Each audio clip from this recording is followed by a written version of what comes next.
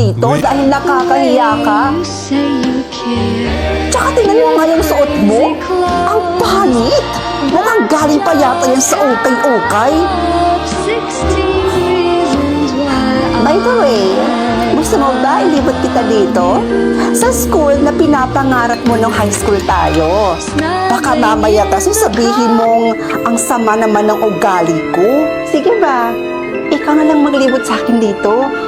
Total, hindi ko rin kabisado dito eh. So, pwede ba ikaw na lang magbitbit ng mga gamit ko? Oo naman, okay lang sa akin. Sige, akin na. Ako na lang magdadala nitong gamit mo. Alam mo, ganyan na ganyan yung mga ugali ng mga estudyanteng bobo na ang hilig magsip-sip sa mga teacher. Right?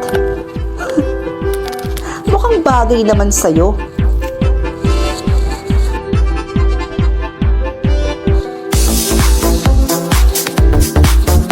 So, ito naman yung library ng school na to.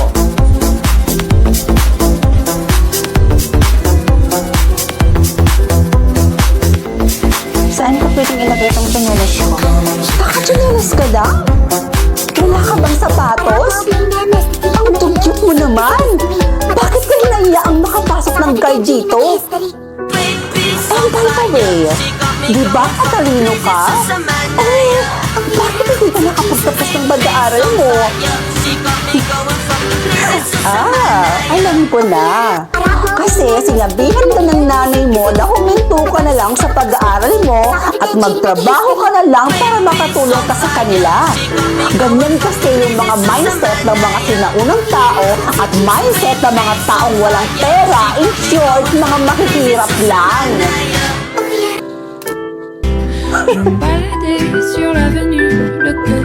Siya nga pala, congrats. Napaka-successful mo na. Isa pa, teacher ka na ngayon.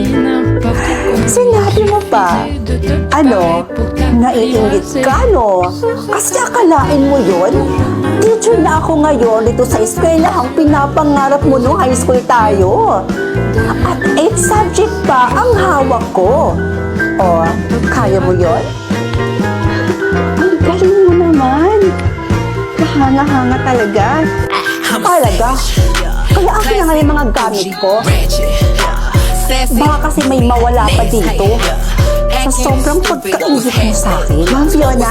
Good morning, Ma'am Fiona. Good morning, Teacher Fiona. Good morning, Ma'am. Kita mo yun? Ganun na ganun talaga yung klase ng mga estudyanteng mahihina ang utak. Babatiin ka nila, tapos sisip-sip sa'yo para taasan yung grado nila. Eh di pagawain mo yun yung high school tayo? Alam mo, hindi porket na binabate o binibitbit ng mga estudyante yung mga gamit mo sa tuwing nakikita kanila, ay ibig sabihin na nun sumisip-sip o mahihila na ang kanilang mga utak. Ang pagbate ng isang estudyante sa isang guro ay sumisimbolo yon ng paggalang at pagrespeto. Teka, hawak mo ba yung mga estudyanteng yon? Hindi. Pero kahit anong sabihin mo, bobo pa rin ang tawag doon. Asya, sige na. Makakaalis ka na. Kasi darating ngayon yung bagong principal dito sa eskwelahan ito. And for sure, kapag nakita ka nun, parehas lang kami ng magiging reaction. Dahil dyan sa suot mo, baka mas pagtawanan ka pa nga nun eh. Miss Principal, ano pong ginagawa niyo dito?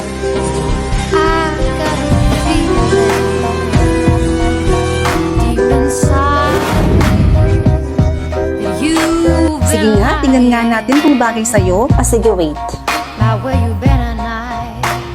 Wow! Bagay nga! Lakas ng dating mo kapag nakasuprero. My heart goes Bingkaon, bahog bilat.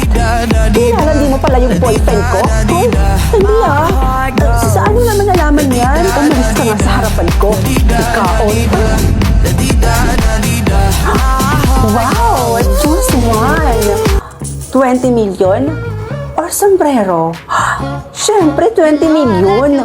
Aanuhin ko naman tong sombrero. Ha? Bakit naging sombrero to? Ang daya naman. Gagawin ko dito. Kakainis. Lods, bago ba yung sombrero mo? Ito? Oo. Kakabili ko lang kanina. Ayun? Sige nga, tingnan nga natin kung bagay sa'yo. Sige rin. Wow! Bagay nga. Lakas ng dating mo kapag nakasombrero. Bigkaon, bahog bilat. Nilalandi mo pala yung boyfriend ko? Hoy, hindi ah. Saan mo naman nalaman yan? Umalis ka nga sa harapan ko. Bigkaon. Ay, Rods, teka. Magpapaliwanag mo na ako. Ayaw mong umalis? Eh di ako naaalis. Nahiya pa ako sa'yo. Wow! Ang ganda pala ng sombrero na to ah. In fairness. Besh!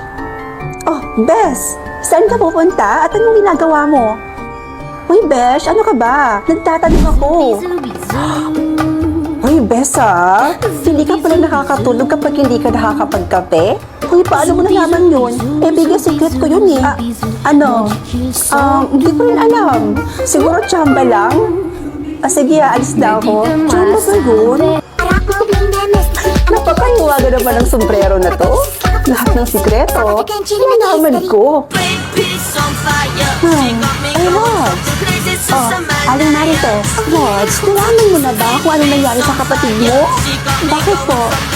Ano nangyari sa kapatid ko? Eh kasi, yung kapatid mo yun, isang oras nang nawawala.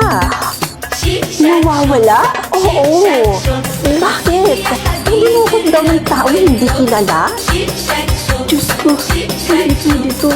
Kailangan ko iligtas ang kapatid ko. Gamit ko kaya tong sombrero. Baka malaman ko kung nasaan yung kapatid ko. Kapag hindi pa dumating ang ate mo, papatayin na kita. Hindi ako papayag. Ililigtas kita, kapatid ko. O Rod, saan ka pupunta? Ililigtas ko yung kapatid ko. Malahimik ka. Pakawalan mo yung kapatid ko. Ate? Ate! Mabuti naman at dumating ka na. Tita Mirna?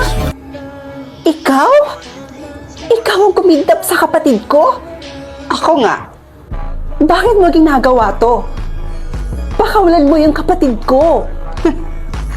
Papakawalan ko lang yung kapatid mo sa isang kondisyon. Ibigay mo sa akin yung mahiwagang sombrerong suot-suot mo ngayon.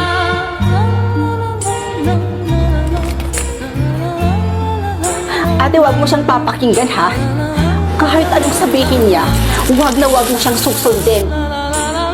Ang tigas mo rin eh, no, ha? Tama na! Ha? Sama-sama mo talaga. Huwag na huwag mong sasaktan ng kapatid ko. Hanggat hindi mo binibigay sa akin ang mahiwagang sombrero, gagawin ko kung anong gusto kong gawin sa kapatid mo. Kaya ngayon mamili ka. Papakawalan ko yung kapatid mo tapos ibibigay mo sa akin ang mahiwagang sombrero. Or, hindi mo na lang ibibigay sa akin ang mahiwagang sombrero, pero kikitilin ko ang buhay ng nag-iisa mong kapatid. How does it feel? Ate, wag! Bibilang ako ng 3. Kapag hindi mo pa binigay sa akin ang mahiwagang sombrero, pasensyahan na lang tayo at papatayin ko na ang nag-iisang kapatid mo mismo sa harapan mo.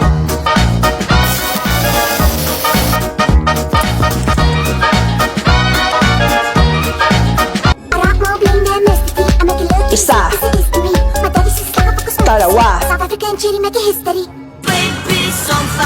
3.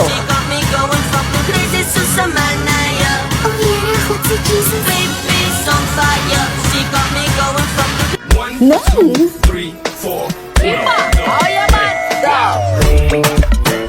Congrats! Pateka picture tayo. Pumunta ang ate mo sa school mo, nak? Ewan ko nga dyan kay ate, Nay. Hindi naman siya ganyan sa akin eh. Lagi kayang galit sa akin yun. Lagi akong sinusungitan. Tsaka wala naman pakialam yun sa akin sa kung ano yung gawin ko sa buhay. Tapos ngayon, nagulat ako, binigyan niya pa ako ng ganito. Kilala ko yung ate mo eh. Dalawa lang yung rason niyan kung bakit nagkakaganyan yung ate mo. Una, may kailangan. Pangalawa, nakagawa yan ng kasalanan. Baka may nagawang kasalanan. Nay? O anak, tingnan nyo. Ano yan? Tricycle? Nay, second hand lang po yan ha.